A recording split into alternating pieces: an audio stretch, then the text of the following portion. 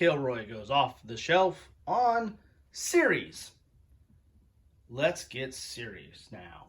What am I talking about? I'm talking about games in a series, or games that have a core set of rules that lay out the rules that for an entire series, and then the subsequent games have the same core set of rules, but will add a specific set of rules for that game, whether it be a campaign, a battle, or what have you. So you have a core set of rules that you can learn and understand, and then there's a few extra rules that you need to learn for the game that you have at hand, but they all kind of tie together. It really reduces the learning curve for games. And one of my favorite in this series is the Standard Combat series.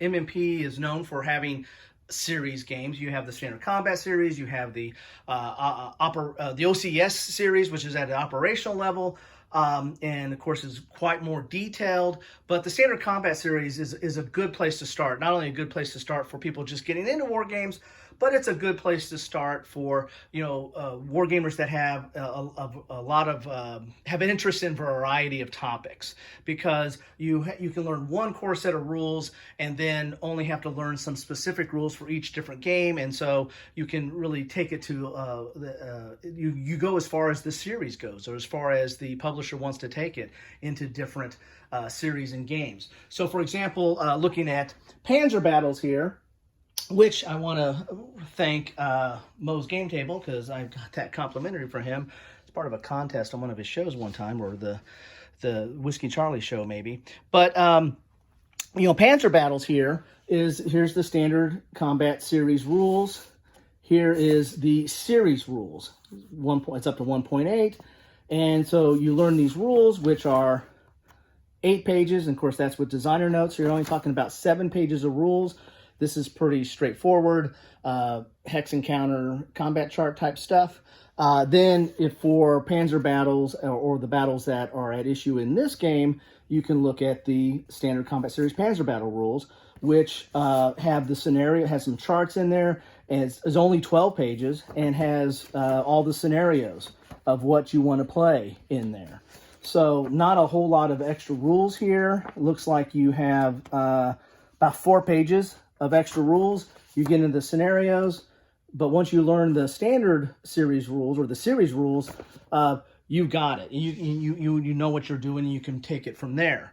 The other beauty of the Standard Combat series is that it goes into a lot of different types of topics. You got World War II, a lot of World War II type games, but you also have it at different scales. Panzer Battles is at a tactical level, but you have games like the Mighty Endeavor, which I give a shout out to Ard Wolf's Lair. Didn't get that free from him, but he made me buy it. So that's my story, and I'm sticking to it. But that's at an operational level.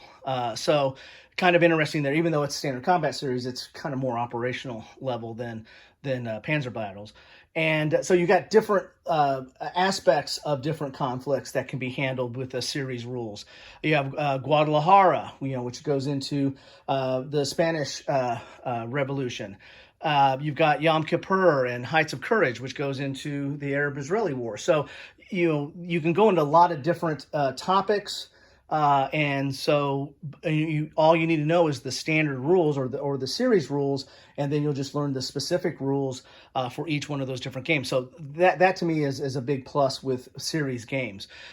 Not to be outdone, you have the great battles of the American Civil War, which I have, like Twin Peaks, Dead of Winter, and Death Valley. That follows the same model. You have your series rule book, which, this is a little bit more extensive because this is a little bit more detailed and complex game. But you have your series rule book that once you learn that, then all you need to do is just pick up the specific rules for that specific battle. Now, this doesn't expand into different areas. This is only battles of the American Civil War. But, for that, like, for example, this is from Twin Peaks, the Battle of South Mountain. There's 2 different battles in that, South and Cedar Mountain. And then you have this battle-specific rules. So this is the battle book. So you're going to have the rules that are specific to South Mountain on there, and not a whole lot of different rules there. So there's only about 5 pages, then you get into the scenarios. And so there's different scenarios and different setups for that battle. So, that is something that I really like, is this series concept of, learning a core set of rules and then building upon that. You don't have to learn the whole thing over again. So the more that you can play a lot of different variety of titles or a lot of different variety of battles without having to learn a whole new game each time. Now, there are other games that fall within this series concept. There's Great Battles of History, Men of Iron, Conflict of Heroes. Those are kind of in a series as well. However, for the most part, they usually do a whole separate rule book. They don't have like a core set of series rules, because there's enough changes between each of the different titles, like between the Great Battles of Alexander and SBQR. There's some nuances there, so they issue a whole new rule book, and you don't necessarily have this series rule book and then just a small little rule book that talks about the rules that are specific for them. The same is true for the Men of Iron series. Now, in the tri-pack, I don't know if they issued like a core rule book and then had individual rule books to deal with each of the games that came in the tri-pack. But I bought the individual games for Men of Iron, so each one of them had their own unique rule book. Now, a lot of the rules were the same, and I didn't do a compare version, so I don't know if they're identical, but they did issue new rule books for each one of those games. So, the small unit tactical games really lend themselves to this, because you can have a core rule set, Advanced Squad Leader, core rule set. Then you just, get a module or get a battle pack or whatever, and then you can play the games that way. The Last 100 Yards kind of falls into that. Of course, they're doing new rule books, because they're doing new instances with each of its iterations. I think there's 2 released on that, and there's a 3rd one on the way. But that small unit tactical kind of lends itself to that same kind of concept of having a core set of rules, and then having individual rules come out with each of the different or specific battles or circumstances that you're modeling in that case. The Napoleonics, there's a lot of different games in that follow that kind of core rule book. La Bataille, the Library of Napoleonic Games from OCS, OSG, I should say.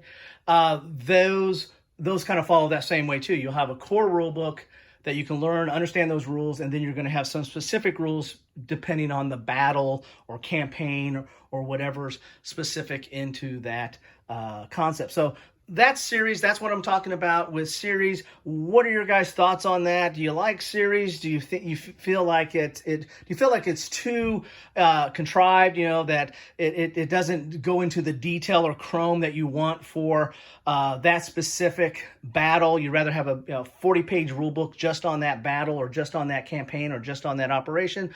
Or do you like it? I tend to like them, because it just gives you one rule set you really need to learn and hone down, and then you just pick up the specific rules for that battle or that operation or that campaign, and you can get running with it. Again, there's numerous other examples of that. Those are the ones I just kind of thought I'd pull out. Again, Standard Combat Series is kind of one of the more accessible, simpler, and easier ones to get into, and has a good variety of topics, at least in my opinion.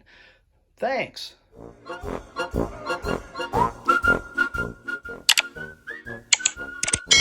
Thanks for watching.